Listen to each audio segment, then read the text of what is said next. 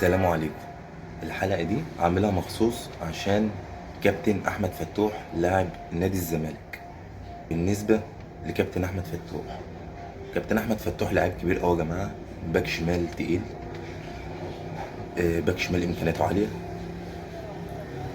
حريف، مهاري، سريع، بيرفع كويس، بيعرف يلعب تحت ضغط، بيمشي كرة على الأرض كويس، سلم وستيم. ما شاء الله، لاعب كورته عالية أوي. عمل انجازات كويسه مع نادي الزمالك، جايب دوري وجايب 2 كونفدراليه. كابتن حسام حسن ضمه معاه في مونديال كاس العالم، عمل ماتشات كويسه قوي. لعب ماتش كويس قدام ايران، ده احسن ماتش هو لعبه بصراحه، وبذل فيه مجهود جامد جدا. لعب ماتشات تانية برضه عمل فيها شغل كويس. انا عامل الفيديو ده عشان اكلمك عن امكانياته. باك شمال بصراحه دولي، يعني محدش يقدر يختلف عليه. ان شاء الله ربنا يكرمه وهيجي له عقود بره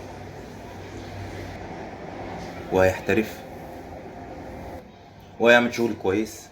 انا سامع ان هو جاي له عروض كويسه، ان شاء الله ربنا يكرمه وهيخرج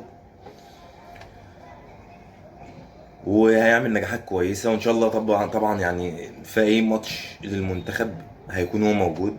وطبعا هو بيلعب اساسي على كريم حافظ. برضو كريم حافظ لاعب كوره كويس، باك شمال محترم بصراحه. برضو انا هعمل حلقه عن كريم حافظ، بس انا هعمل الحلقه دي عشان كابتن فتوح. باك شمال بصراحه يا جماعه احنا عايزين نحافظ عليه يعني لاكبر فترات، واتمنى ان احنا نطلع باكات شمال تانية زيه يكونوا جامدين، عشان لو هو بطل او مشى او كده يكون عندنا بدايل.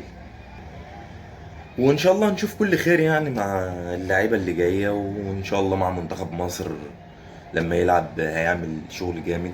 اتمنى ان هم يعملوا حاجه في كاس الامم اللي جاي، ناخد كاس الامم بقى عشان خاطر محمد صلاح كمان. ومحمد صلاح طبعا نعمل له حلقه مخصوص ليه، هتبقى حلقه جامده جدا. فانا اتمنى ان احنا نكون في احسن حال للعيبه، للمنتخب المصري. اتمنى ان الدوري المصري يكون احسن دوري في افريقيا ومن احسن دوريات في العالم. وكده الحلقه بتاعتنا خلصت النهارده واشوفكم في الحلقه اللي جايه ان شاء الله.